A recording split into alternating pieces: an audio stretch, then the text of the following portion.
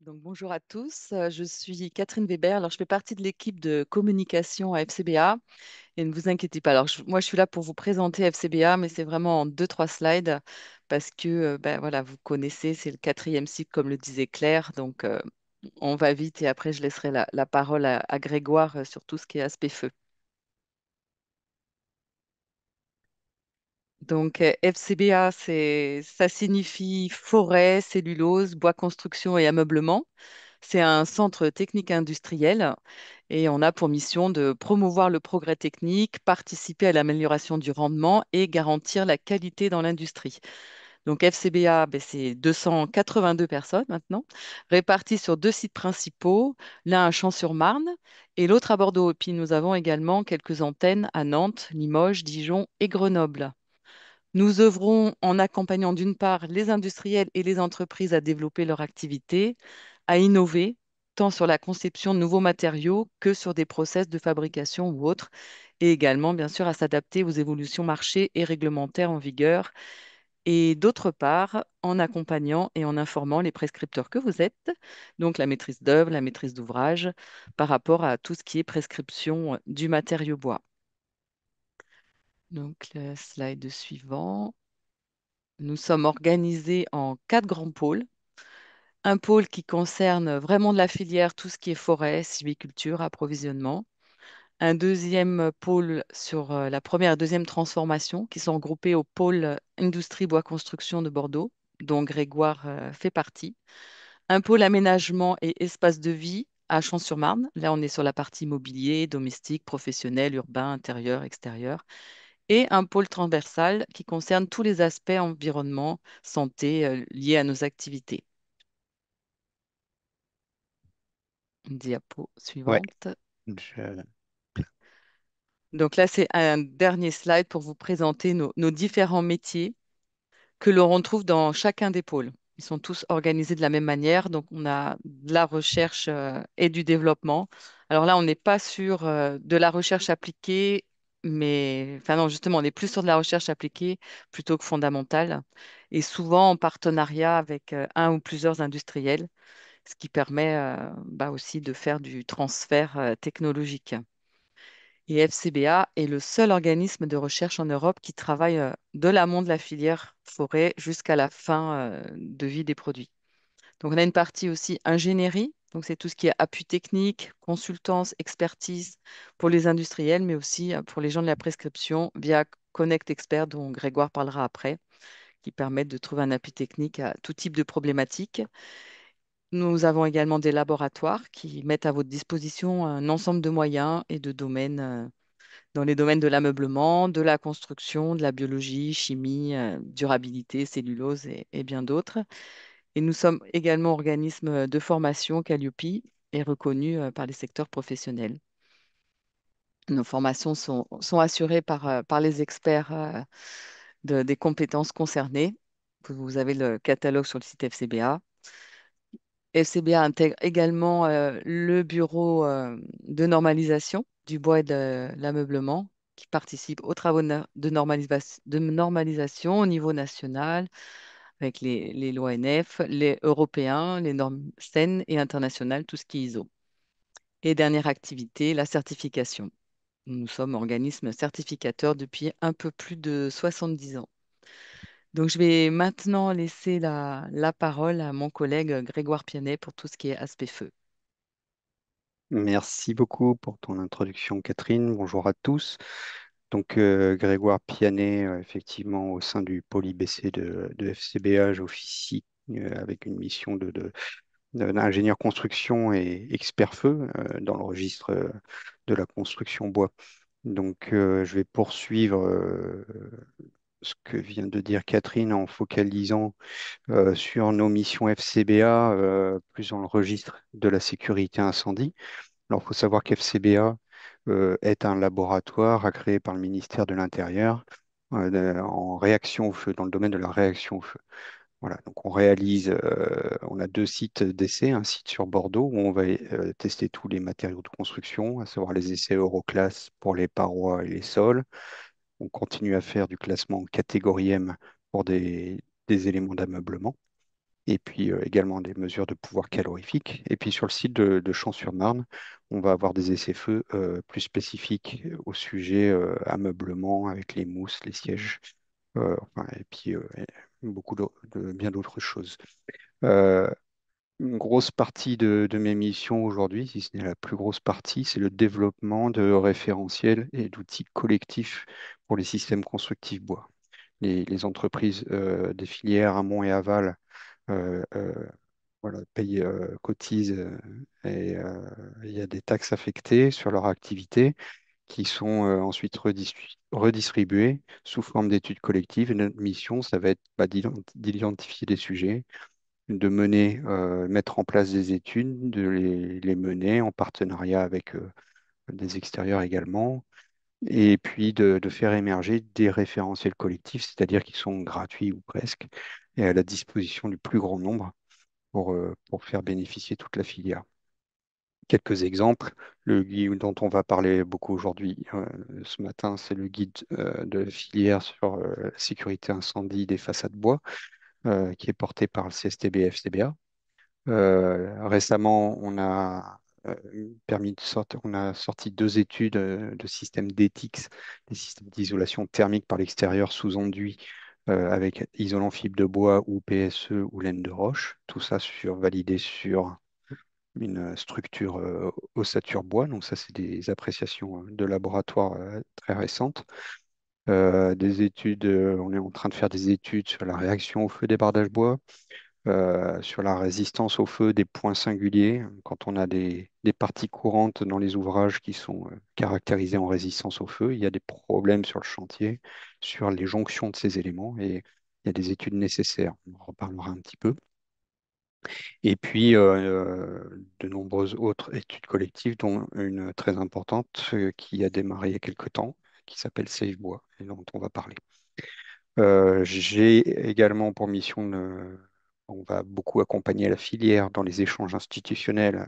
Vous n'êtes pas sans savoir sans doute qu'il y a des textes réglementaires en cours de préparation qui sont très attendus, hein. On attend d'ici quelques jours une diffusion restreinte des textes sur les établissements recevant du public.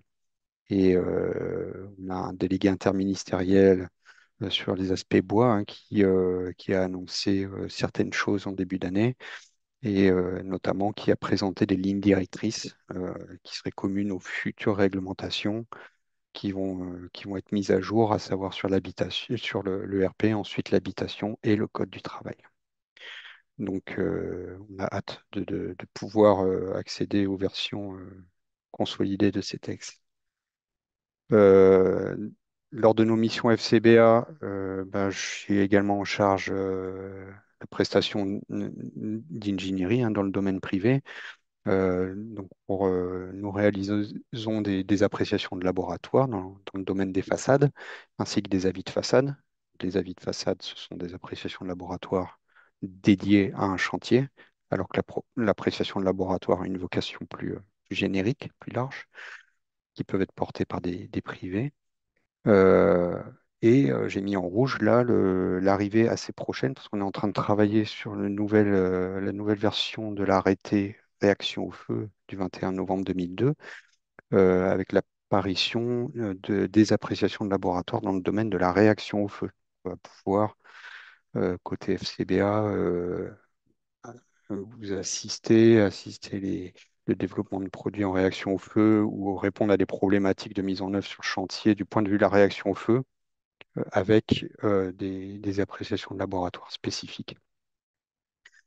Euh, Ensuite, on a également, Catherine en a parlé, une prestation Connect Expert qui, euh, qui permet en fait de mobiliser très rapidement du conseil et de l'expertise pour une appréciation multicritère de vos projets.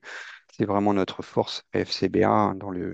Notre bureau, dans le bureau d'en face, j'ai des collègues qui travaillent, qui sont les principaux rédacteurs de la plupart des DTU bois, d'autres qui participent beaucoup au développement de l'Eurocode 5. Donc voilà, on a tous les spécialistes dans les mêmes locaux et on peut très vite se mettre autour de la table pour déminer les projets, voir des problèmes de compatibilité et de faisabilité de projet à un stade très avancé. Donc ça, c'est vraiment des choses qu'on recommande beaucoup. Et puis, donc la formation, alors il y a un cadre spécifique avec Maj qui a ce webinaire aujourd'hui de formation que vous connaissez. Donc, moi, personnellement, j'en délivre une euh, dédiée au feu façade sur une journée, une plus complète sur 2 jours sur la réglementation incendie et solutions constructives bois. Et puis, on va en développer une très prochainement en réglementation incendie, dès qu'on aura les idées plus claires sur les textes réglementaires à venir. Voilà pour cette introduction sur nos missions. Donc, de quoi va-t-on parler sur la suite de cette conférence? Donc, je vais parler à peu près jusqu'à midi. Et puis, ça dépend du contenu et du niveau de détail. Je vais essayer d'arriver jusqu'à midi et à partir de midi, on va pouvoir répondre aux questions via le formulaire, via l'outil de discussion de Zoom. Voilà.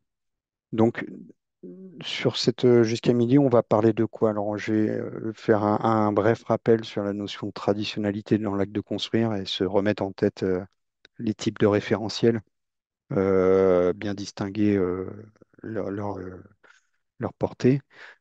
Ensuite, on va balayer l'ensemble des cultures et des techniques constructives bois en France et qu'est-ce qu'il y a quelque part le vent en poupe qui se développe, qu'est-ce qui a été porté par la filière. Ensuite, on va aborder eh bien, une partie de retour d'expérience de sinistre incendie. C'est important de savoir. Bon, tous les bâtiments brûlent, il y a des feux tous les jours, le bois y compris, et c'est important de savoir dans certains cas qu'est-ce qui s'est passé, et est-ce qu'il y a des choses récurrentes en termes de risque qu'on peut identifier et qui pourraient éveiller pour vous des points d'attention sur vos projets.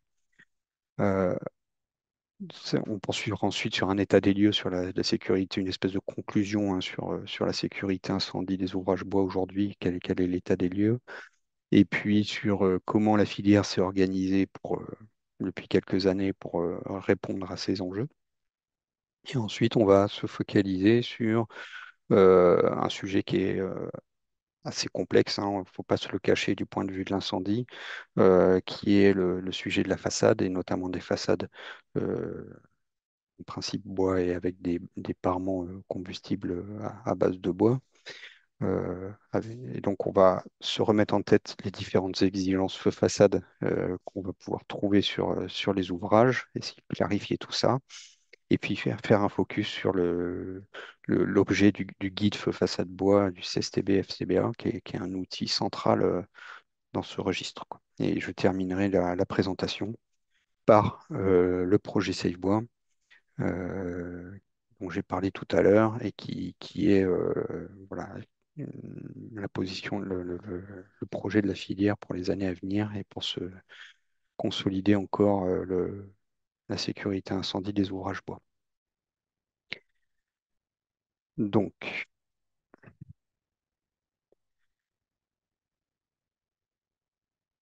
un petit rappel sur donc la notion de traditionnalité aujourd'hui dans l'acte de construire. Quand on parle de traditionnalité, la définition, c'est que pour chacune des trois composantes majeures de l'acte de construire, il faut un référentiel collectif. Donc le bois, lui, répond aux mêmes exigences et aux contraintes et exigences réglementaires et aux mêmes contraintes assurantielles que les autres matériaux. En France aujourd'hui, il n'y a pas de distinction entre le bois et d'autres matériaux. Il faut respecter les mêmes dispositions. Ce qui est très important à ce stade quand on parle de texte, c'est de distinguer leur portée. Donc là, on l'a fait en deux couleurs, hein. Donc on a les trois grandes composantes majeures de l'acte de construire. Donc la composante des produits de construction. À gauche, au centre, c'est la composante de conception des ouvrages, sur laquelle vous allez être très impliqué. Et puis la composante euh, sur les référentiels de mise en œuvre. de ces produits dans la construction. Donc, vous voyez qu'il y a deux couleurs, une couleur grise, couleur bleue.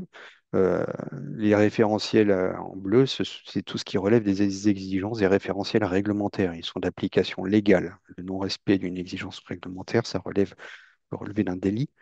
Euh, Tandis que en gris, on va également avoir d'autres types de référentiels, des référentiels de mise en œuvre comme les DTU, qui sont eux plutôt d'application contractuelle hein, via les pièces du marché et qui souvent aussi conditionnent l'assurabilité de votre projet.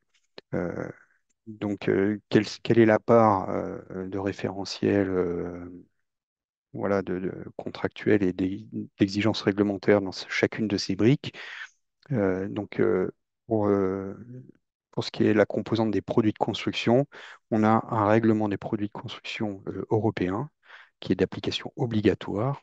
Tous les produits qui sont sous normes produits harmonisées et qui sont soumis au marquage CE. On pose du bardage.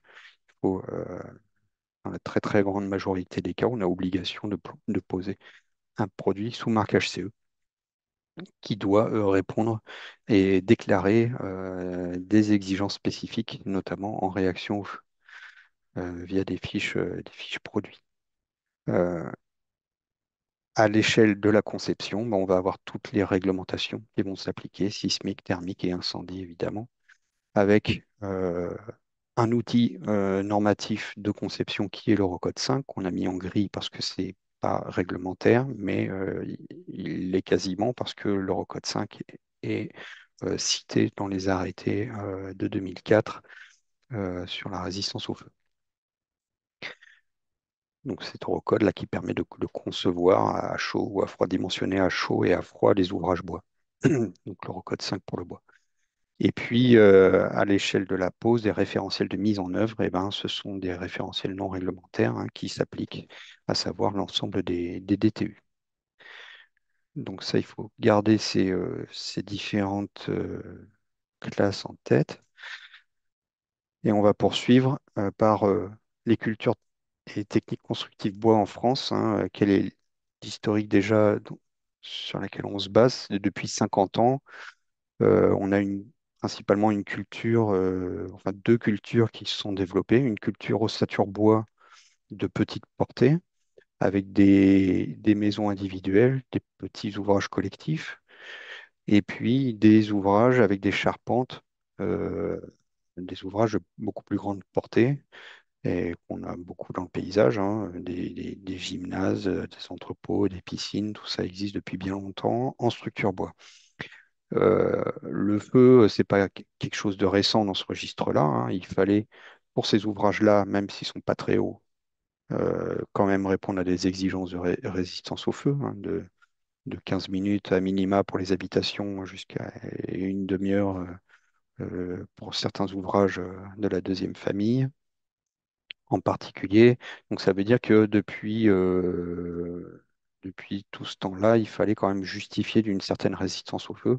Et ça pouvait se faire via un référentiel qui s'appelait le DTU Bois-Feu 88, qui était d'application, qui est en application jusqu'à l'application obligatoire de l'Eurocode 5 partie feu en 2013. Donc ce DTU Bois-Feu a été abrogé à cette époque-là. Et qu'est-ce qu'il y avait dedans? Il proposait plus de 600 configurations bois. Ce sont des combinaisons hein, justifiées en résistance au feu jusqu'à 30 minutes. Donc voilà, dans l'esprit de beaucoup de gens sur le terrain, de services de secours et d'institutionnels, hein, la construction bois est perçue comme quelque chose de récent. C'est pas le cas, hein. Depuis 50 ans, il y a beaucoup de choses qui se sont faites et avec des résistances au feu justifiées jusqu'à une demi-heure. Donc, on a quand même un retour d'expérience. Euh, si je reviens sur les principaux référentiels de mise en œuvre, on va avoir tout ce qui concerne la culture, mur ossature bois porteur jusqu'à 28 mètres, donc couvert par le DTU 31.2. Donc, la filière a beaucoup investi pour porter ce DTU jusqu'à 28 mètres. Il ne s'agit en aucun cas de faire de l'ossature bois de 28 mètres de haut. Ça ne fonctionne pas mécaniquement, ça, on le sait.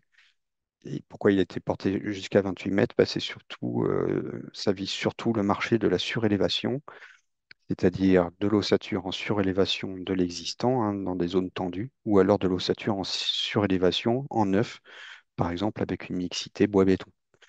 Donc c'est pour ça qu'on a porté ce référentiel jusqu'à 28 mètres, notamment avec les notions d'étanchéité. Voilà. Et ce DTU n'est pas récent du tout, hein. Les premières versions pré-normatives datent de 72. Le DTU plus récent, lui, qui a été mis à jour récemment, le 31.4, hein, sur les façades à ossature bois. Donc, ce sont de l'ossature bois, mais cette fois-ci non porteuse, qui a été également porté au même titre que le 31.2, jusqu'à 28 mètres de haut, et qui alimente beaucoup un marché également en mixité de façades bois sur du gros œuf béton.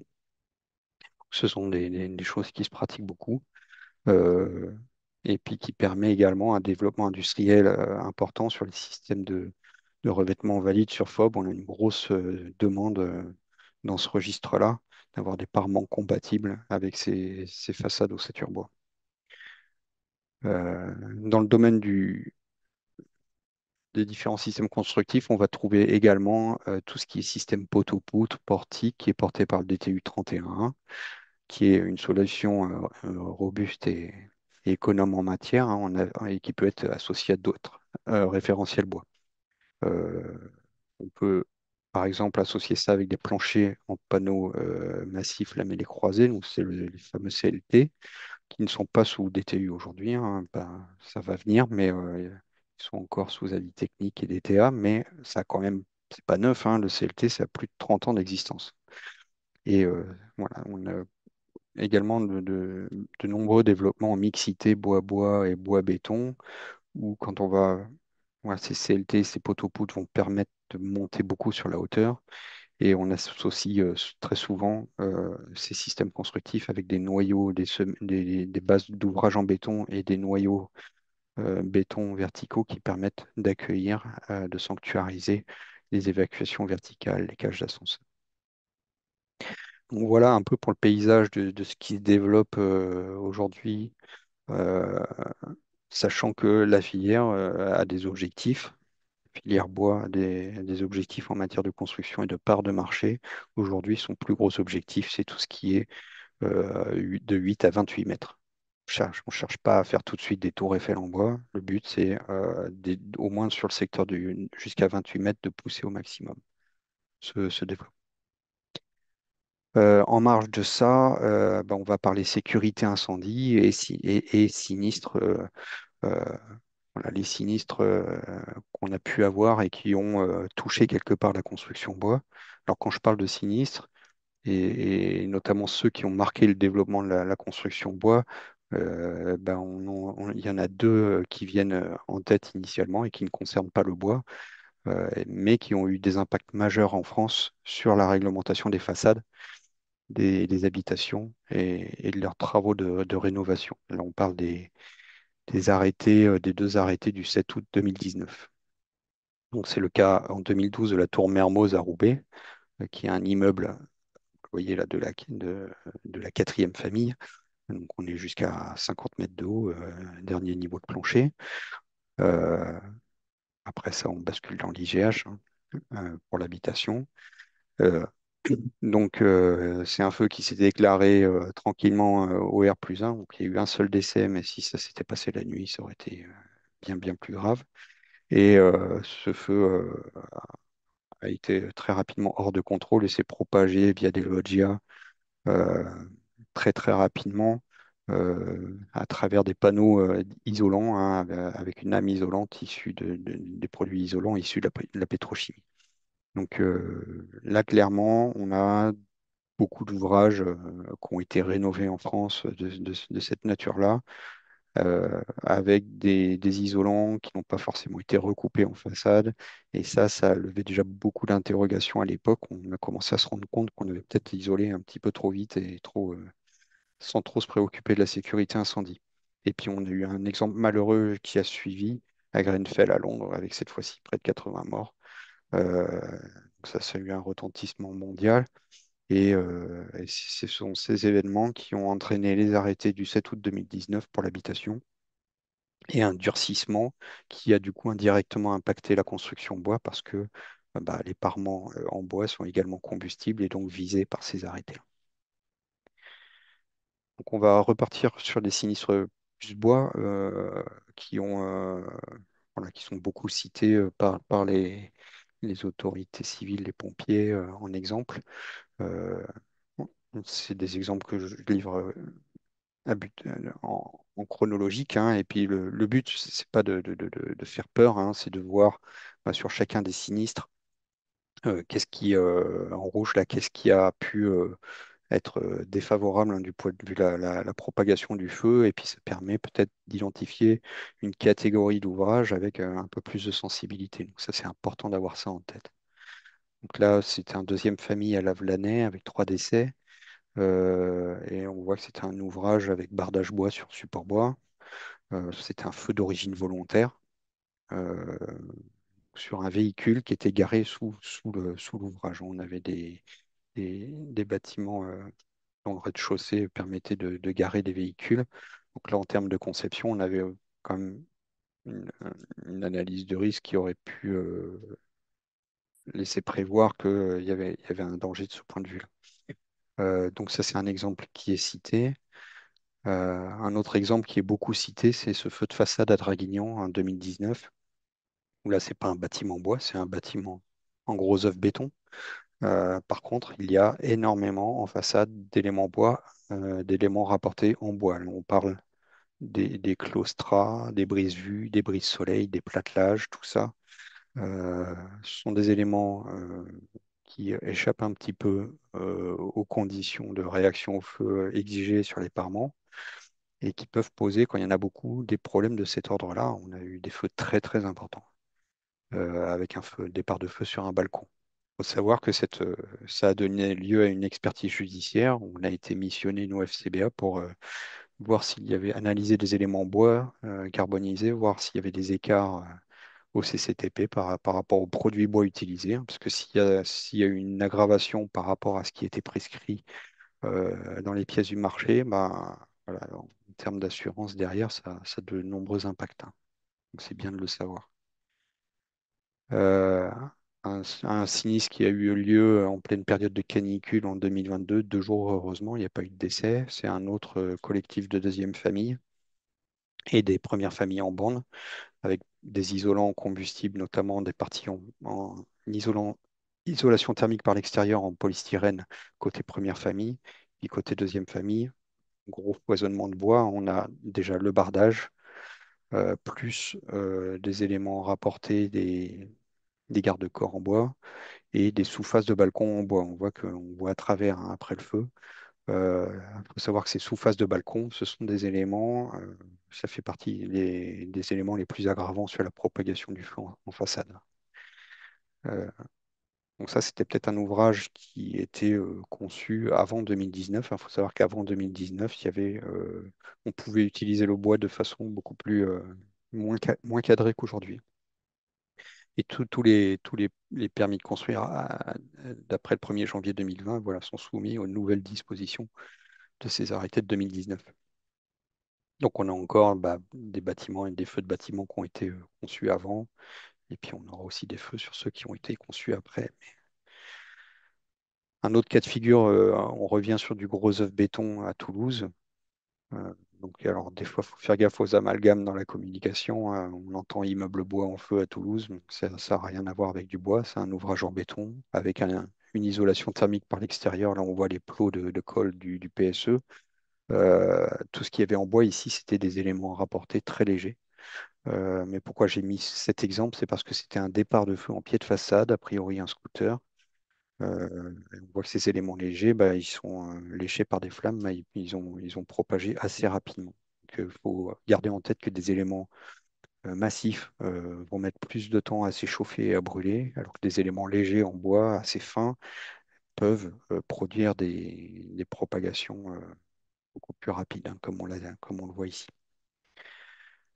Euh, Notre cas à Cabourg, encore un collectif de deuxième famille, départ de scooter en pied de façade. Donc on voit qu'il y a une sensibilité sur les départs de feu extérieurs pas simplement qui vient des unités de vie, mais qui vient aussi des poubelles, des zones de stationnement en pied d'immeuble.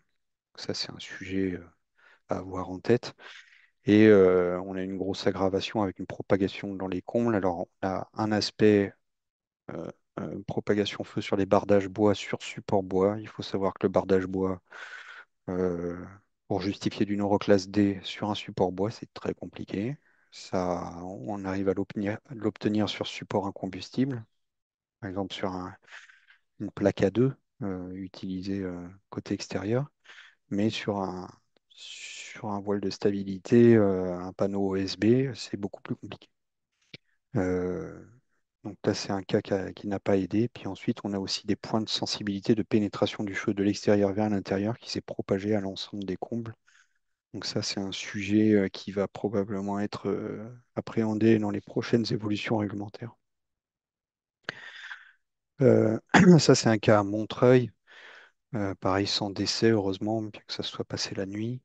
Euh, Avec une grosse propagation, avec façade bois, bardage bois, éléments rapportés à bois. On a un bon foisonnement là, d'éléments bois en façade, comme on le voit sur les photos.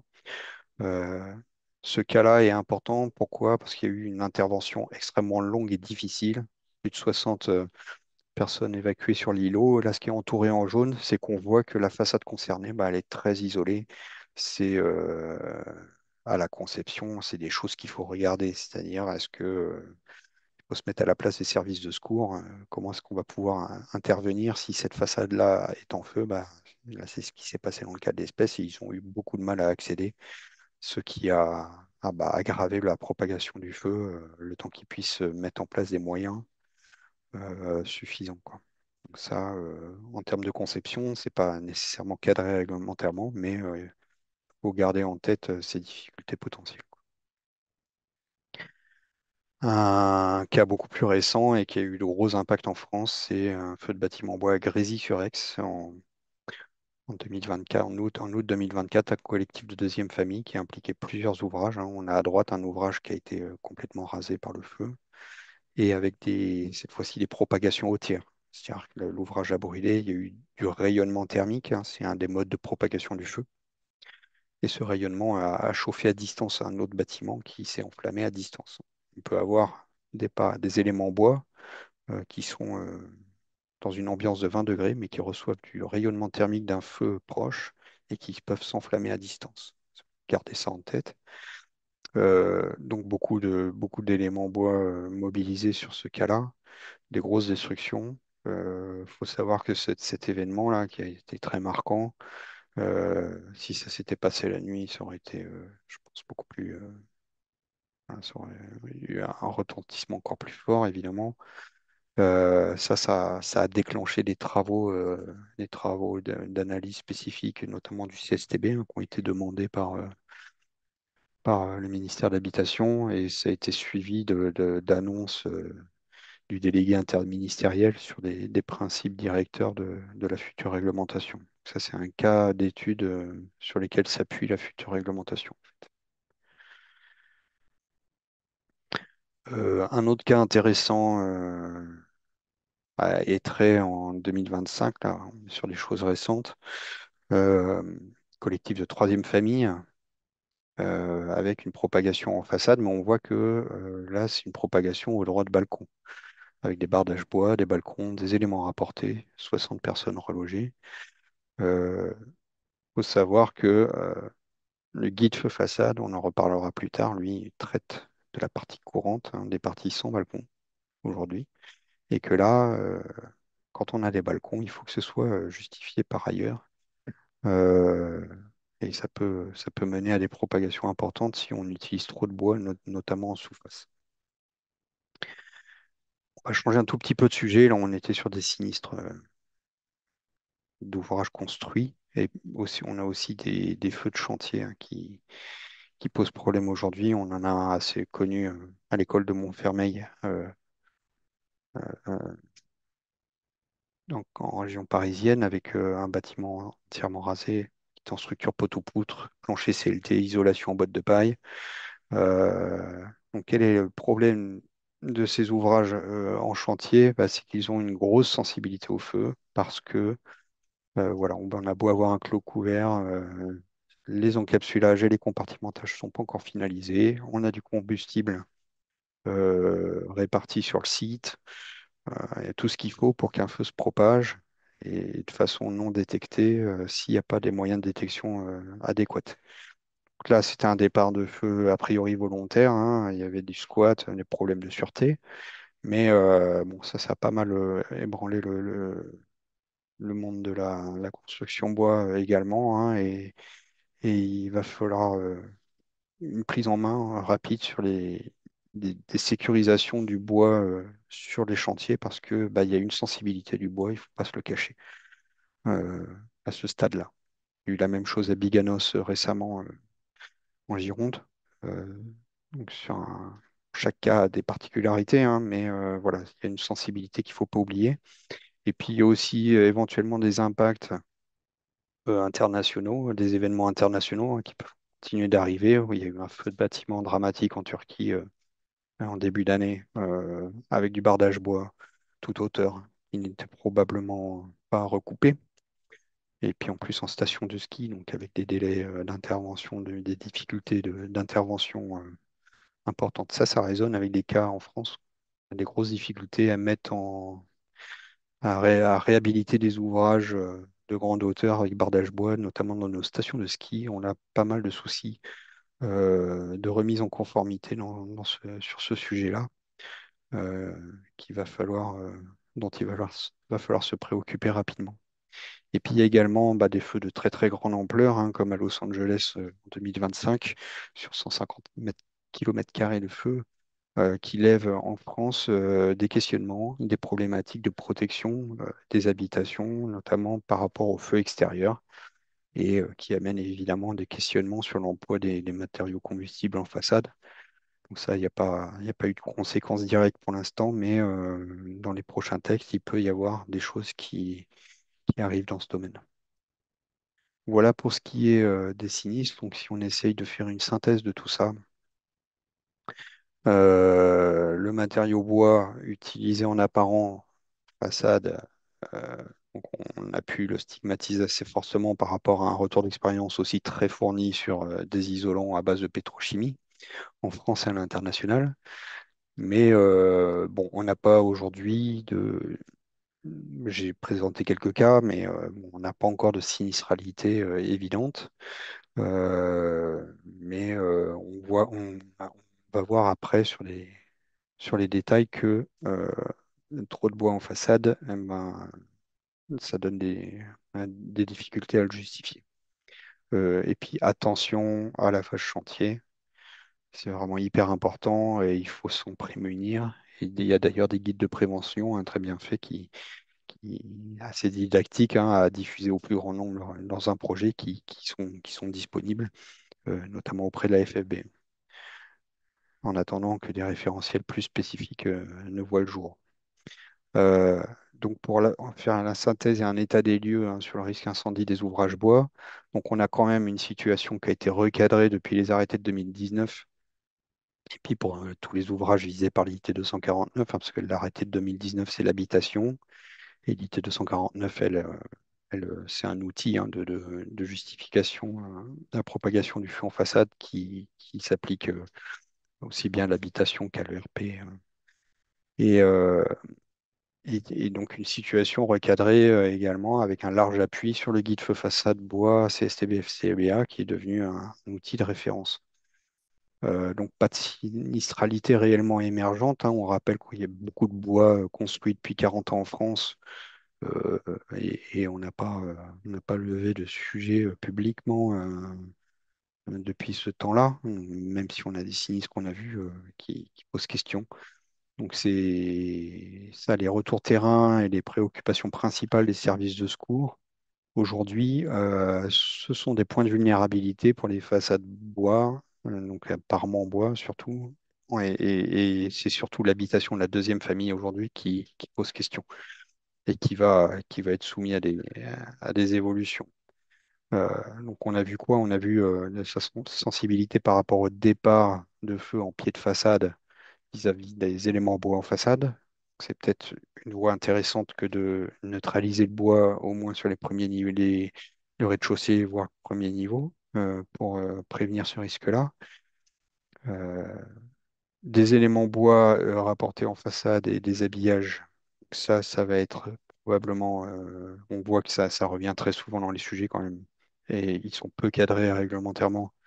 Donc ceux-ci vont probablement être soumis à des exigences de réaction au feu augmentées à l'avenir. Il faut savoir aussi que tout ça s'est fait assez rapidement au final suite à ces sinistres un peu représentatifs, ces annonces ministérielles, hein. Finalement, ils se sont mis à travailler sur les derniers projets de texte assez récemment. Euh, ce qui se passe, c'est que bon, il va y avoir beaucoup de durcissement, mais aussi beaucoup d'ouverture aux approches par ingénierie telles que les appréciations de laboratoire. Donc, on attend de voir comment ce qui sort et on va pouvoir travailler sur des appréciations génériques pour essayer d'optimiser, de proposer d'autres voies que la voie réglementaire, d'autres voies de justification. Euh, l'absence de recoupement des lames d'air ventilées, il faut savoir que c'était précédemment exigé via le DTU Bois-Feu 88 qui a été abrogé. Et donc, nous, on militait quelque part pour que ça soit restitué, hein. Donc, le recoupement des lames d'air ventilées en deuxième famille, c'est une pratique vraiment qu'on recommande énormément. Cette absence de recoupement, on a vu dans les sinistres que ça pouvait générer des propagations rapides dans les lames d'air. Donc, il faut au moins des bavettes à minima pour stopper cette propagation verticale, la casser, quoi. Euh, et puis, justification de l'Euroclasse D en bardage. On a vu beaucoup de cas de bardage bois posé sur support bois. Euh, je répète que l'Euroclasse D, elle n'est pas du tout gagnée dans ces conditions-là. Et donc, ce qu'on constate, nous, sur le terrain, moi, à travers les différents chantiers que j'ai à traiter, c'est que cette justification de l'Euroclasse D sur les parements extérieurs, elle n'est pas suffisamment solide, pas suffisamment appliquée. Euh, voilà. Donc, j'ai parlé du support bois, les bardages profilés à claire-voie. Les bardages à claire-voie vont progressivement être très contraints, hein, par la réglementation. Et puis parce que ce sont des bardages qui facilitent la propagation verticale du feu. Euh, et certains bardages très profilés avec une grosse surface développée peuvent poser le même problème, hein. Donc, ce qu'il faut retenir en rouge ici pour ces justifications-là, et qu'on voit beaucoup trop sur le terrain aujourd'hui, hein, les bardages sont des produits de construction visés par une norme produit harmonisée. On ne justifie pas ces bardages-là avec des PV en catégorie M, qui est l'ancienne catégorie française de classement national. Tout, c'est l'Euroclass à justifier absolument, soit sur une base de rapport de classement fait par votre laboratoire préféré, soit sur une base de rapport de classement conventionnel, sachant qu'on a des points d'attention sur les classements conventionnels parce qu'en général, ils ont été conçus sur des bardages, des systèmes de parement très classiques et qu'à partir du moment où on cherche à faire des parements un peu plus rythmés, un peu plus modernes, on va dire, avec des surfaces développées, et ben, ces classements conventionnels peuvent être remis en cause. Donc ça, c'est pour le bien de tous, hein, que on fait ces alertes et qui peuvent poser des problèmes sur le terrain. Voilà pour cet état des lieux. Je regarde le temps. Ah ouais, il va falloir que j'accélère un petit peu. Euh, pour ce qui est de la position de la filière bois vis-à-vis de ces risques, parce qu'il y a quand même ces points de préoccupation-là, puis d'autres points de préoccupation. Et donc la filière, elle s'est mise en ordre depuis 20 ans pour développer des solutions robustes vis-à-vis du feu. Alors si on revient un tout petit peu en arrière, eh ben, il y a eu dans les années 2009 une étude de faisabilité, enfin de point de faiblesse, de ce qu'il fallait pour aborder l'objectif de la filière qui était le 8-28 mètres. Donc, un des premiers constats, c'était qu'il fallait doter la filière de solutions de protection des parois bois pour qu'elles soient résistantes au feu sur 1 heure et plus pour pouvoir investiguer le domaine du 8-28 mètres, quoi. Donc, il y a eu une étude du plan bois avec une vingtaine d'essais de résistance au feu avec des solutions 15 minutes, 30 minutes, 60, 90 minutes qui ont été valorisées sur un plan générique. Vous allez trouver ces solutions-là intégrées dans le catalogue bois construction. C'est un outil vraiment que je vous recommande. Il y a le lien ici. Donc, on a catalogue bois construction va vous proposer des détails pour toutes les parties d'ouvrage en bois, avec des carnets de détails, des CCTP type, et puis des configurateurs de solutions. Vous allez pouvoir sélectionner des résistances au feu, des valeurs acoustiques, etc., pour focaliser sur des solutions génériques. Euh, donc voilà, ces solutions-là, elles ont été valorisées dans une norme qui est l'annexe nationale de l'Eurocode 5, partie 1.2, qui permet de justifier de solutions résistance au feu jusqu'à 60 minutes pour des planchers et des parois et jusqu'à 90 minutes pour des parois verticales. Euh, donc, un petit rappel sur l'outil normatif de la filière, hein. L'Eurocode 5, partie 1.2, c'est la partie feu, les parties 1.2. L'Eurocode 5 pour le bois. Donc, qui permet de dimensionner les structures bois qu'à froid pour l'Eurocode 5 et à chaud pour l'Eurocode 5 partie 1-2. Donc, un petit rappel sur les dimensionnements à froid et à chaud, hein, ça dépend de la façon dont on protège le bois. Si on a une protection intégrale du bois sur le temps réglementaire, c'est-à-dire si la structure bois n'est pas touchée pendant le temps réglementaire, ça permet de faire un calcul à froid. Donc, il faut le protéger avec suffisamment d'éléments, notamment en plaque de plâtre. Et il y a aussi des protections partielles ou sans protection qui sont possibles, où le bois va nécessairement être mobilisé. Et donc, il va falloir faire un calcul à chaud, c'est-à-dire tenir compte de sa carbonisation euh, pour, euh, pour pouvoir être sûr qu'à la fin du temps de la durée réglementaire, on ait une stabilité qui soit encore justifiée. Donc ça, c'est un outil de justification issu d'un consensus européen, dimensionné de façon assez sécuritaire par rapport à des essais de résistance au feu. Il est en développement continu avec une nouvelle version en cours qui va intégrer des modèles de carbonisation nouveaux, les CLT, les poutres en I, les joints, les cols. Voilà, on a pas mal de nouveautés sur cette version-là. Et puis on constate aussi que c'est un outil fiable qui est beaucoup utilisé à l'international. L'autre outil de la filière qui est important, c'est le guide bois construction et propagation du feu par les façades. Première chose qu'il faut dire, c'est que dans l'IT 249, donc l'IT 249, c'est une instruction technique qui vous dit comment assurer le niveau de C plus D, on va en parler après, comment, quelles sont les dispositions techniques relatives au C plus D et quelles sont les solutions types qui répondent au C plus D. Donc, il y avait un carnet de solutions types dans l'IT 249 et notamment des solutions bois. C'est le paragraphe 2.4. Et ben, ce paragraphe 2.4, il y a un courrier ministériel qui précise, parce que l'IT 249 n'a pas été mis à jour depuis 2010, qui précise que les solutions bois de l'IT 249 ne sont plus, sont à remplacer par les solutions de façade bois du guide CSTB FCBA. Donc ce guide-là, il a valeur d'appréciation de laboratoire, dernière version 4 de 2023. C'est un carnet de solutions compatibles avec exigence feu façade. On va expliquer ce que c'est. Et il a été mis en cohérence par rapport aux exigences des arrêtés de 2019 du point de vue de l'habitation.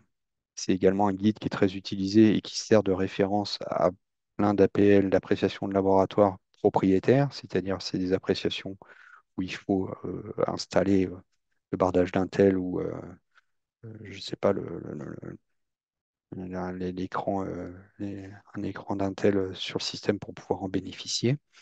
Ces APL-là, privés, qui proposent des déclinaisons et des alternatives optimisées à ce qu'il y a dans le guide, se repose beaucoup sur le guide. Donc c'est un référentiel assez central. Donc, on peut en profiter donc, pour faire un petit retour sur l'exigence façade, hein, pour se rappeler de quoi est-ce qu'on parle. Un ouvrage est soumis à exigence feu façade à partir du moment où on lui impose, où la réglementation lui impose de justifier un niveau de C plus D. Dès qu'un C plus D est demandé, c'est ça qui enclenche l'exigence feu façade et l'application de l'IT 249. Donc une exigence feu façade, qu'est-ce que c'est? Bon, en fait, c'est une association de règles de moyens, à la fois en résistance au feu, en réaction au feu, et puis de dispositions techniques qui visent à limiter la propagation du feu par la façade. Donc, les règles de moyens en résistance au feu, c'est apporté par le C plus D. C'est une enveloppe, le C plus D, c'est la façon de justifier une enveloppe en résistance au feu par rapport à la masse combustible mobilisable de cette enveloppe. Donc, si on prend un élément de façade vertical à droite, vous voyez, on a représenté un balcon en débord avec en dessous une ouverture et son imposte, et puis une autre ouverture au-dessus avec sa partie en allège. Et ben, le C plus D, qu'est-ce que c'est? Ça va être une partie en imposte justifiant résistance au feu pour le feu qui va de l'intérieur vers l'extérieur, plus une distance justifiant résistance au feu pour un feu qui va de l'extérieur vers l'intérieur. Ça, c'est la somme de ces deux distances qui fait le C, et auquel on peut rajouter du D qui est une longueur, un débord, hein, justifié en résistance au feu du bas vers le haut. Donc c'est la somme de ce C plus D qui permet en résistance au feu de freiner la propagation du feu. Ensuite, on va avoir les réactions au feu du parement qui vont être appelées par différentes réglementations, et puis des dispositions techniques comme les recoupements de lames d'air, les calfeutrements de nez de plancher, etc. Donc, on va trouver des solutions standardisées dans l'IT 249, où je rappelle qu'il ne faut pas utiliser les solutions bois parmi celles-ci. C'est le guide qui s'applique. Et puis, sinon, bah, utiliser des solutions évaluées par essai les pierres 2, appréciation de laboratoire ou avis de façade. J'ai réalisé, parce que c'est un domaine assez compliqué de savoir ce qui s'applique en fonction des classements et des types d'ouvrages. Donc, je n'ai pas passé trop de temps à les décrypter, mais on a réalisé des tableaux de synthèse à titre indicatif, hein. Il faut toujours vérifier ce qui se dit dans les textes, surtout que ça va changer.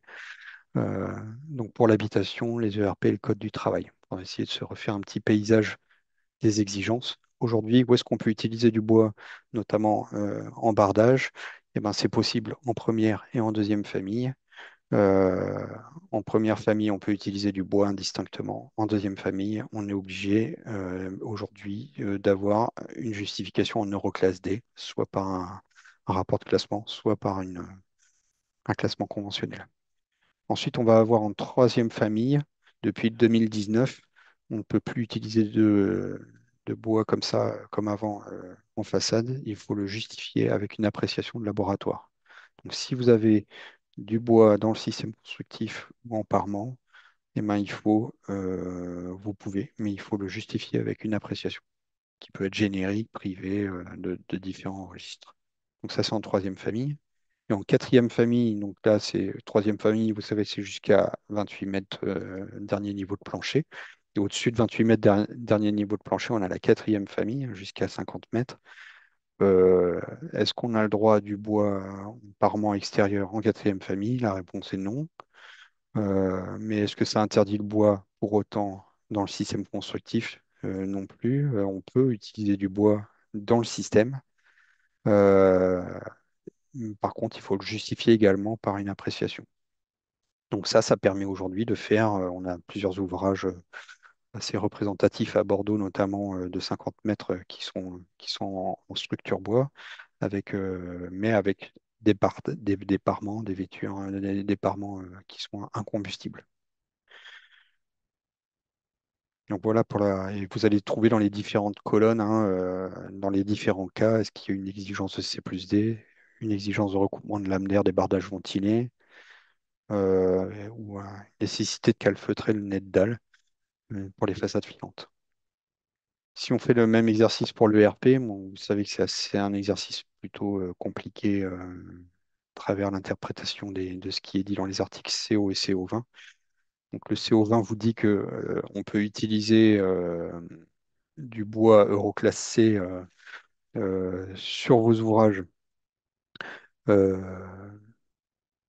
sans exigence sur façade. Et par contre, si vous voulez utiliser de l'Euroclasse D sur vos façades de RP, à partir du moment où il y a un niveau sur rez-de-chaussée, bah, il faut appliquer une exigence sur façade, c'est-à-dire aller partir sur des solutions du guide, quoi.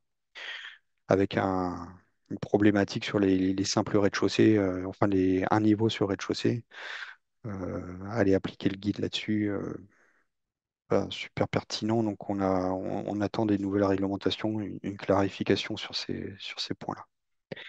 Euh, et ensuite, bah, dès qu'on va avoir une exigence de C plus D apportée par le CO 21, eh ben, il va falloir appliquer une solution guide T249 et pour ce qui concerne le bois, une solution du guide ou d'une APL privée.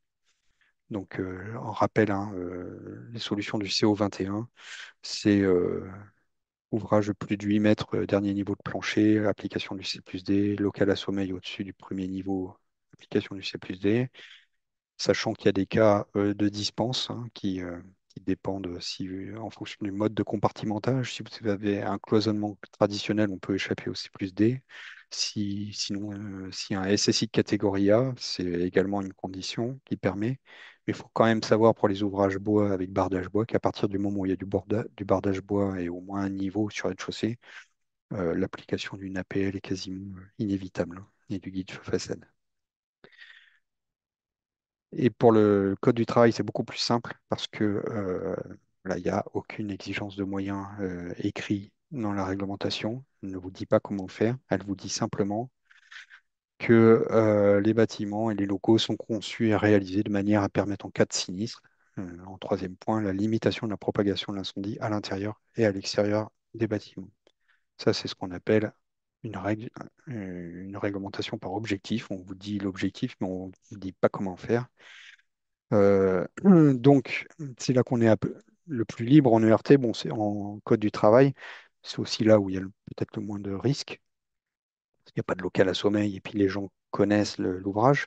Mais il faut savoir quand même que les solutions restent sous la responsabilité de la maîtrise d'ouvrage. On ne peut pas non plus faire n'importe quoi dans ce domaine, quoi. Donc, j'espère que ces petits rappels seront utiles. Et donc un petit focus sur toutes les cas d'application d'une exigence feu façade et d'application du guide feu façade ou d'une autre APL. Donc pour ce qui concerne le guide feu façade bois, bah, il a été basé sur une dizaine d'essais les pires. Il a permis d'identifier, au début ça a été des échecs, hein, les essais. On a commencé par les solutions de l'IT 249, les solutions bois, ça n'a pas marché du tout. Et puis après, bah, on a progressé à travers les différents essais. Et il a fallu mettre des écrans thermiques hein, pour protéger la structure. Il a fallu malheureusement faire des débords, des casquettes importantes pour freiner le feu en façade. Alors, il faut savoir que ces déflecteurs-là, ces casquettes, ne, n'empêchent pas la propagation du feu entre le niveau où le feu part et le niveau juste supérieur.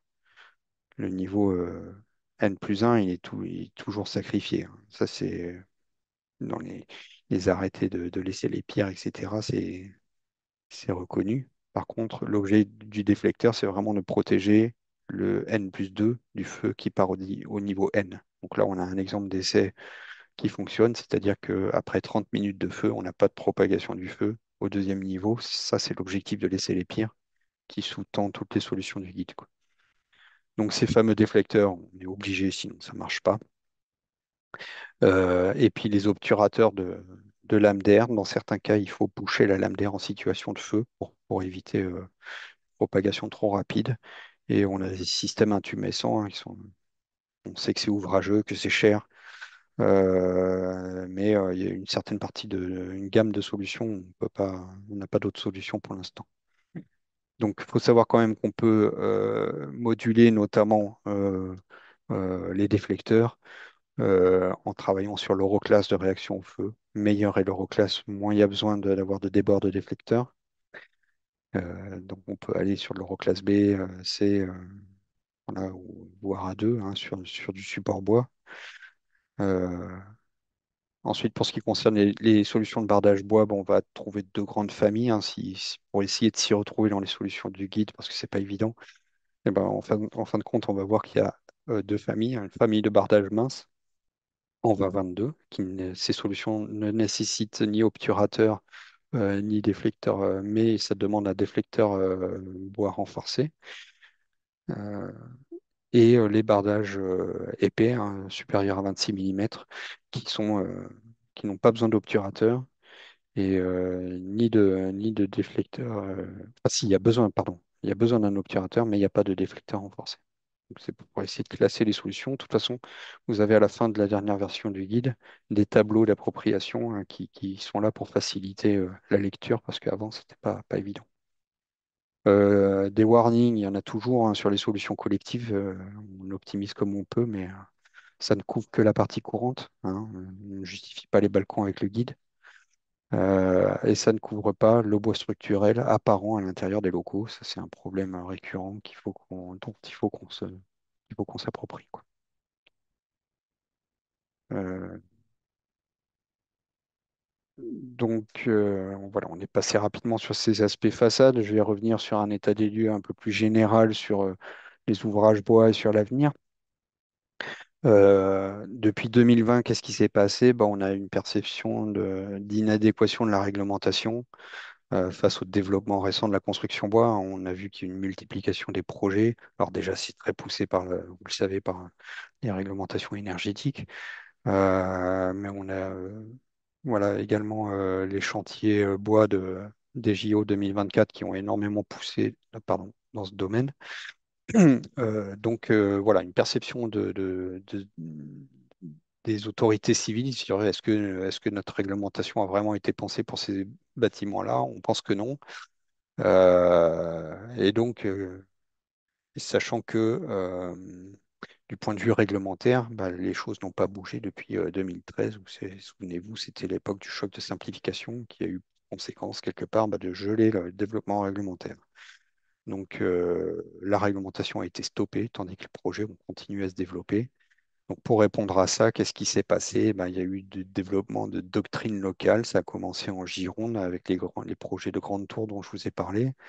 Et puis ça s'est suivi à Paris, en région parisienne, avec la doctrine de la BSPP. Donc c'est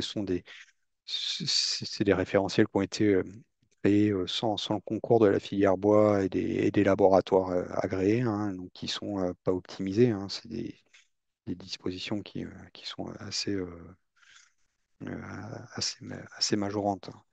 Euh, et donc ça a généré un climat d'insécurité juridique sur le territoire, hein, parce que bon, si la doctrine de Gironde n'a pas trop diffusé, celle de Paris, par contre, bah, elle a commencé à être appliquée un peu partout. Donc on se pose la question un peu partout de savoir qu'est-ce qu'il faut qu'on applique. Ça, c'est pas une situation acceptable. Donc ça, les ministères ont décidé bah, de se remettre au travail pour nettoyer les textes réglementaires vis-à-vis du sujet du bois. Il y a eu beaucoup de travaux préliminaires, d'appropriation, de consultation, ça a duré très longtemps. Beaucoup de débats, en fait, des retards qui ont été surtout dus à des débats entre ministères, euh, jusqu'à récemment où le délégué interministériel a fait des annonces d'agenda officiel. Donc on espère qu'ils vont être tenus avec l'entrée en vigueur des trois textes euh, ERP, habitation et code du travail prévus en juin 2026. Il va falloir qu'ils tardent. Nous, on a été missionné dans ce contexte-là, en 2023, par la filière bah, pour mettre en place un programme d'études qui vise à répondre à toutes les problématiques, toutes les préoccupations des services de secours. Voilà, comment en amont est-ce qu'on peut les appréhender par des études pour y répondre. On a pu ce programme d'études bah, le financer dans le cadre du programme France 2030 avec la mise en place du programme Safe Bois. Faut savoir aussi que ce programme, eh ben, il y a un programme similaire hein, sur la sécurité incendie des bâtiments en bois et porté par le Centre technique du béton, qui s'appelle Safety, qui a également été accepté dans le cadre de France 2030. Et du coup, comme on a des thématiques communes, on est tenu bah, de communiquer entre les deux projets, pas faire la même chose et puis se mettre d'accord sur les hypothèses. Voilà, c'est assez lourd. Donc, si je reviens sur Safebois pour terminer cette intervention et dire ce qu'on va faire, ce qu'on a commencé à faire dans le cadre de ce projet-là. Donc, c'est un programme d'études dans le domaine de la sécurité incendie pour lever les freins à la massification du multi-étage et bois en contribution à la décarbonation du secteur du bâtiment. Donc, l'objectif, c'est toujours dans un registre collectif, hein, création et partage de connaissances techniques et scientifiques, d'apporter des preuves pour fiabiliser les systèmes constructifs bois, et surtout pour fluidifier les opérations de construction, essayer de répondre à tous ces cailloux dans la botte hein, qu'on a sur les chantiers pour essayer de fluidifier tout ça. Donc, organisation et moyens, bah, nous a été confié FCBA le pilotage et la coordination de ce projet-là. Là, j'en suis l'animateur technique, on va dire. C'est un projet de près de 4 millions d'euros et on a pu nous associer avec notamment les deux principaux laboratoires agréés en résistance et en réaction au feu, que sont Effectis France et CSTB. On s'est associé également avec l'association IBC, Ingénierie de Bois Construction, et puis le bureau d'études Elliott Bayégis. Euh, et donc, et avec cette force de frappe, eh ben, on va mettre en place essentiellement des essais et aussi de la modélisation pour répondre à tous ces enjeux-là. Donc, des essais conventionnels en résistance au feu. Sur la petite image du haut, vous avez un exemple de choses qu'on a commencé à faire. Tester les jonctions entre un élément bois et une cloison style coupe-feu pour dire, bah voilà, si j'ai une cloison coupe-feu en plaque de plate standard qui est posée sous une poutre bois, est-ce que comment se comporte la jonction? Là, on a eu un très bon résultat sur ce cas d'espèce, mais voilà, ça fait partie des études de résistance qu'on a à mener. On va également faire des choses qui ont déjà été commencées dans le cadre de l'atelier incendie d'Adif Bois, c'est-à-dire c'est des essais sur site, sur mesure. On va faire brûler des cellules avec du bois apparent à l'intérieur, hein, des parois en CLT, des poutres, des poteaux apparents, pour voir ce qui se passe une fois que la charge mobilière a brûlé. Est-ce que ça continue de brûler au niveau du bois ou est-ce que ça rentre en combustion couvante? Ça, c'est ce qu'on appelle le principe d'auto-extinction des flammes vives, dont on aimerait qu'elles soient cadrées. À quoi ça sert? Ça sert à justifier des parts de... L'objet, c'est de justifier des parts de bois apparentes dans les locaux, quoi. On va également avoir des sujets feu façade hein, bah, pour alimenter le guide. Et donc pas mal d'essais, les pires qui sont prévus sur notre site FCBA à Cestas, hein, parce qu'il y a un dispositif qu'on partage avec le CSTB, et puis des modélisations qui vont venir alimenter tout ça. Donc là, terminé, là, ce projet-là, il est séparé en 6 lots. Donc le premier lot dont on vient de parler, c'est le lot bois structural apparent. Voilà. On va faire brûler 3 cellules avec du bois apparent pour étudier aboutir à des surfaces de bois apparents qu'on peut justifier par défaut dans les projets, parce que la réglementation, va quand même autoriser une certaine part, mais un pourcentage, mais pour aller au-delà, il va falloir des appréciations de labo spécifiques. Et bah, ça peut être l'objet de ce premier lot, de sortir des premières appréciations. Le lot 2 sur la résistance au feu dont j'ai parlé, donc ça, on a une partie qui est dédiée à la continuité des écrans. C'est-à-dire que les jonctions entre les parois justifiant résistance au feu et les parois bois protégées, qui posent problème sur les chantiers aujourd'hui, on le sait. Donc même chose pour les traversées de gaines au niveau des parois, les interruptions par les boîtiers électriques. Il va falloir qu'on travaille plein d'essais prévus là-dessus. On a une grosse problématique aujourd'hui de justification des écrans en pose directe. Donc déjà, il faut qu'on vérifie mécaniquement à FCBA que des protections plâtres en pose directe sur des éléments en bois bah, suivent bien dans la vie en œuvre, se fissurent pas, voilà, que ça se comporte bien. Et et, et puis ensuite aller chercher les bons référentiels feu hein, pour caractériser ces protections vissées, fixées directement sur les éléments bois, dont le but qui va probablement être annoncé dans la réglementation va être pas tant d'apporter une résistance au feu, mais de retarder l'élévation de température de l'élément bois sur un temps donné, quoi. Euh, voilà, puis d'autres sujets dans le domaine de la résistance au feu, assez techniques, hein. Un lot 3 va être super important sur la propagation intérieure. On a des grosses préoccupations aujourd'hui sur les cavités et les vides de construction. En matière de construction bois, on a vu sur le sinistre comme Grésy que ça a couru partout dans des éléments entre parois bois, dans des plénums, des vides, etc. Et que, il faut absolument cadrer ces points singuliers. Donc, on a Adivois, ça c'est un guide dont je recommande la lecture à tous. C'est un guide accessible, hein, Adivois, sur le traitement des points singuliers. Il y a énormément de choses qu'il faut savoir dans le domaine de la sécurité feu des constructions bois qui sont dans ce guide-là. C'est super bien. Et, donc, l'objet de ce lot, c'est de faire des essais de cavité de vide de construction pour aller mettre à jour ce guide. On a un lot ensuite feu façade, dont on a pas mal parlé, avec un certain nombre d'essais les pires qui vont avoir vocation à alimenter des solutions complémentaires à améliorer le guide, hein. Voilà, on n'a pas encore bien défini le plan d'expérience, mais on recueille des demandes, hein, notamment des architectes, par exemple sur la liberté de positionnement des déflecteurs en vertical, pour les aligner avec les ouvrants, ça peut être un sujet. Il y a le bois apparent intérieur, c'est un autre sujet. Il y a pas mal de choses. On a un sujet spécifique, balcon, sur lequel j'ai déjà commencé à faire des simulations sur une étude précédente, mais on va essayer de valider les solutions de balcon dans le guide. On a des tâches sur les éléments rapportés en façade pour en valider certains par défaut sans avoir à payer d'APL, d'avis de façade.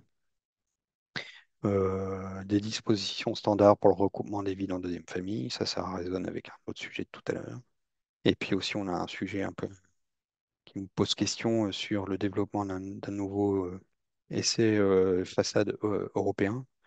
Donc, si cet essai européen arrive et devient obligatoire, que valent les solutions du guide dans ce contexte-là? Donc, on va devoir faire des solutions, des essais sur le référentiel européen pour voir ce que ça donne. Et puis un lot 5 avec une partie importante hein, sur la faisabilité d'un observatoire des incendies. On n'a rien dans ce domaine au niveau national en termes de base publique. Donc ça, on pense qu'il est important de voir comment on peut développer cet observatoire. Et puis aussi des enquêtes sur le vieillissement des protections, c'est-à-dire les protections feu dans un ouvrage en œuvre. On va faire des enquêtes pour voir comment est-ce qu'elles vieillissent, est-ce qu'elles fissurent, est-ce qu'elles sont dégradées. Ça, c'est des préoccupations des services de secours également, quoi. Et puis elle aussi sur comment est-ce qu'on va communiquer. Toutes ces études-là sont publiques. Bon, il va y avoir vont être valorisées de façon collective et publique. Donc, on va devoir, on a plusieurs tâches de communication et de dissémination. Voilà pour ce qui est de ce projet SafeBois. Et puis, ça clôt mon intervention. Euh, Merci beaucoup pour déjà votre présence. Je n'ai pas regardé combien on était. 50 participants, c'est bien. Et bon, voilà, j'espère vous avoir apporté un éclairage hein, sur les acquis, les outils, les développements en cours en matière de sécurité incendie des ouvrages bois, hein. Bon, on a des formations pour aller plus loin, évidemment. Euh, et puis, il y a plein de questions qui vont se poser dans le cadre des révisions réglementaires. Donc, vous avez compris qu'on allait suivre le sujet et proposer des choses au fil de l'eau. Donc là, je reste à votre disposition et puis je propose comme prévu, là, de dédier le temps restant sur des réponses à des questions. Je vois que il y a des choses. C'est plus des gens qui ont eu des difficultés à se connecter, je pense. Et alors, il suffit que faut que j'aille dans l'onglet questions-réponses. Ah, Los Angeles. Technique construction ancienne bois aux USA ont-elles été abandonnées?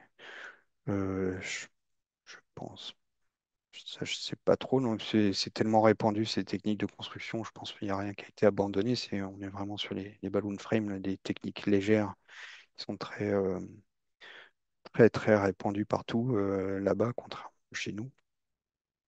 Euh, c'est pas tant la construction bois qui est le plus gros souci, je pense, de propagation à l'échelle quartier. Ça va être surtout les isolants qu'on va employer à l'extérieur, hein. Si on isole ça avec des isolants très sensibles issus de la pétrochimie, enfin, on a pu constater que ça avait une grande part dans la propagation. Mais évidemment que ces constructions bois sont sensibles au feu et quelque part culturellement, aux États-Unis, c'est plus dans les mœurs que chez nous de reconstruire derrière un sinistre, alors que chez nous, on est plus sur la résilience et pouvoir voilà, éteindre et reprendre un bâtiment qui a été touché, quoi. Alors, est-ce qu'il y aurait d'autres questions?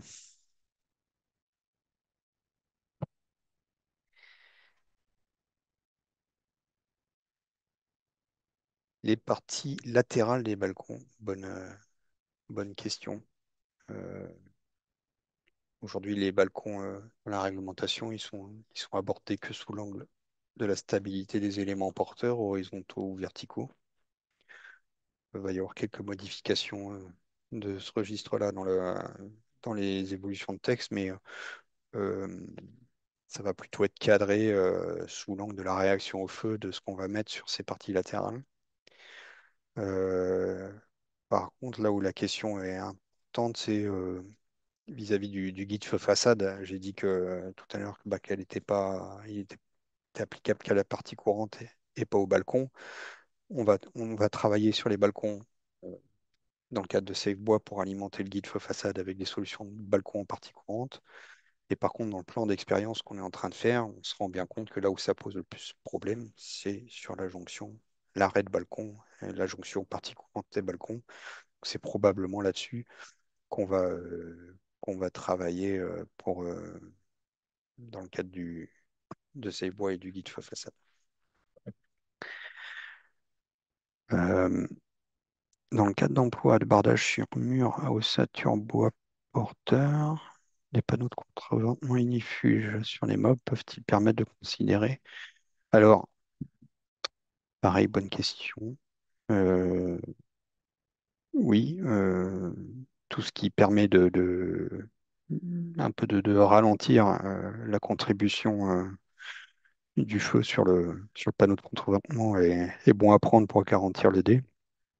C'est-à-dire que le problème du dé, c'est que c'est pas tellement sur le début du feu, parce que le dé n'est obtenu qu'à travers l'accélération du feu sur la façade, mais le problème, c'est que dès que ça perce et que ça passe derrière, on a un matériau support bah, qui est préchauffé, donc ça peut propager très vite une fois que ça perce, quoi.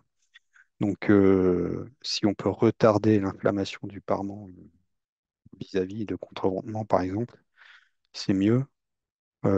Ça peut être une ignifugation, ça peut être un peu plus résistant. Enfin, il y a des choses qui peuvent s'imaginer, mais attention par contre, parce que dans les travaux réglementaires, les textes réglementaires à venir, on va quand même avoir une, plus de prescriptions, notamment deuxième famille, je pense, de l'écran thermique de combustible derrière le bardage. Ça, c'est quelque chose qui va certainement apparaître. Vous précisez que les isolants issus de la pétrochimie accentuent les problèmes d'incendie. Les isolants type paille ou laine de bois, non. Euh, alors, moi, je ne veux pas faire de généralité, mais comme les isolants thermofusibles, hein, comme les PSE ou d'autres comme le polyuréthane, hein, sont, ont des combustions très violentes et ils vont avoir tendance à s'effacer, à fondre et à propager même vers le bas. Mais c'est pas pour ça qu'on peut pas les utiliser, hein. J'ai parlé tout à l'heure des systèmes d'éthique sous enduit. Eh bien, on a testé récemment sur support bois des isolants de type PSE. Si on isole bien tous les niveaux par des bandes de laine de roche, ça permet de maîtriser, c'est pas de problème. Ensuite, les isolants de type fibre de bois, alors paille, laine de bois, on sait que quand c'est suffisamment comprimé, c'est le cas de certaines configurations en bottes de paille très compressées ou de fibre de bois très compressée, le feu a énormément de mal à pénétrer à l'intérieur. C'est sûr que ça va surtout carboniser en surface, mais comme il y a peu d'air et surtout peu d'échauffement à cœur, ça ne fait pas des combustions violentes comme on peut en avoir avec des matériaux issus de la pétrochimie. Et donc, après, il y a aussi pour ces matériaux, ces mousses synthétiques, hein, des processus d'inifugation, hein. Je ne veux pas discriminer les matériaux, mais quand même, les fibres de bois on a pu constater sur les essais récents qu'on a fait que ça résistait très bien. Après, sur des isolants plus légers, en, en biosourcé, voilà, il y a plein de cas de figure, hein.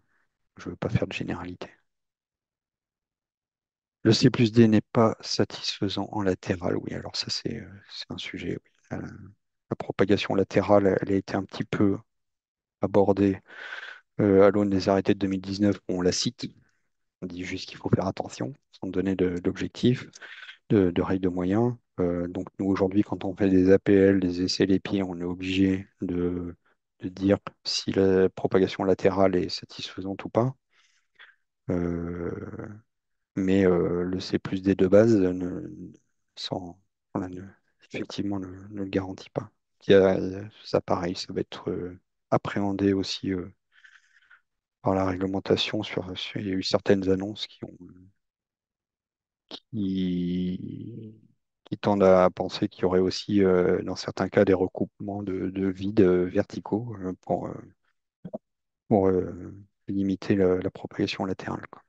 Après, il faut distinguer C plus D, c'est une exigence de résistance au feu.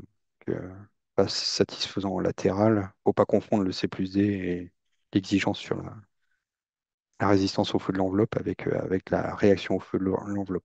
Il faut bien savoir de quoi on parle. Mais le C plus D, oui, il a vocation à freiner tout ce qui est vertical. Euh, Est-ce que le traitement inifugé reste efficace dans le temps? En gros, c'est que des bonnes questions là. Euh, Ça, c'est un des soucis qui va être s'il y a une généralisation, un durcissement des règles de réaction au feu sur les bardages. On va aller vers du C et du B. Voilà, ça interdit quelque part le bois brut, le bois grisé, sans traitement d'inifugation particulier. Comment on tient ce traitement d'inifugation dans le temps? Euh, ben, aujourd'hui, il n'y a pas d'exigence réglementaire dans ce registre. Par contre, il y a une norme, la norme DRF, la durabilité de la résistance au feu, c'est la 16755, qui est citée dans le guide feu, hein, dans le guide feu façade. Donc c'est d'application volontaire, donc il y a certains professionnels qui sont voilà, appropriés cette norme pour générer des traitements d'inifugation qui sont, qui ne perdent pas en efficacité dans le temps, ou alors qui donne des durées des durées de mise en service avant retouche. Tout ça est cadré via cette norme, mais c'est un gros enjeu, hein, au niveau du développement industriel. Si on, si on généralise ces traitements d'inifugation, à pouvoir les justifier, là, il y a beaucoup de travail dans ce domaine, hein, parce que la plupart des systèmes aujourd'hui, soit avec les mouvements du bois, ont tendance à écailler et demandent des reprises, ce qui n'est pas évident sur le façade. Soit c'est lessivé quand on parle de traitement inifuge dans la masse. Voilà, c'est ouais, un gros sujet. Deuxième famille, des solutions techniques avec produits de fabricants sont-ils en cours de développement? Ah oui, panneau euh, inifuge sur mob. Là, on en a un petit peu parlé. Euh, voilà, les solutions techniques. Je pense qu'il y a des fabricants qui s'intéressent à ça, c'est sûr. Par contre, c'est peut-être un peu tôt parce que bon, si la réglementation impose de la plaque A2 sur la deuxième famille, ouais, ça va couper court à certains développements. Alors après, je rappelle quand même, il y a toujours la possibilité qui va arriver bientôt de recourir à l'appréciation de labo. Euh, on pourrait éventuellement envisager de se reposer sur ces appréciations pour, euh, pour justifier des alternatives à la plaque A2, mais il faut faire attention à ces appréciations labo en réaction au feu. Elles vont, assez souvent, elles devront s'appliquer à minima sur une base d'essais de réaction au feu de référence. Donc, mais c'est quand même un outil qui sera, je pense, utile d'avenir. On l'attend tous. Est-ce qu'il est envisagé de prévoir des distances entre bâtiments pour éviter le risque incendie par rayonnement? Euh, je ne me souviens pas avoir vu de nouveautés sur ces distances dans les projets de texte. On a même reculé à une époque, si vous avez suivi les arrêtés de 2019. Avant, on avait dans le règlement d'habitation une règle du P sur H qui permettait en fonction de la hauteur de l'ouvrage, bah, de garantir un certain écart entre des ouvrages mitoyens. Là, ils ont plutôt fait le choix, je pense, de consolider à travers la réglementation les ouvrages au point de vue réaction et résistance au feu, sans trop toucher aux règles d'isolement. C'est ma perception actuelle, mais avec plein de guillemets, parce que voilà, on n'a pas encore vu les textes consolidés.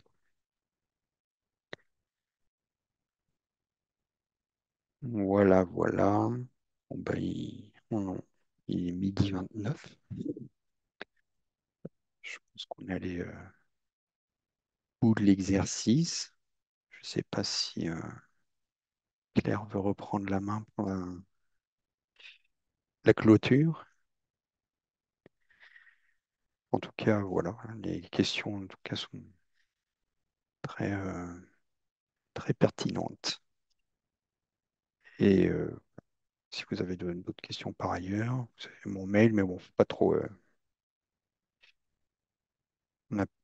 Savoir que la filière nous donnait un espace pour répondre aux questions diverses et variées il y a quelque temps. On n'a plus cette ligne. Donc, bon, voilà, ça peut être des questions très rapides, mais sinon, on a comme je l'ai dit, des cadres de prestations spécifiques pour se mettre rapidement autour d'un projet et essayer de répondre à vos attentes, quoi. Voilà, bon bah merci en tout cas. Et puis je pense qu'on va pouvoir clôturer ce webinaire et, et au plaisir éventuellement de se revoir, peut-être sur une formation.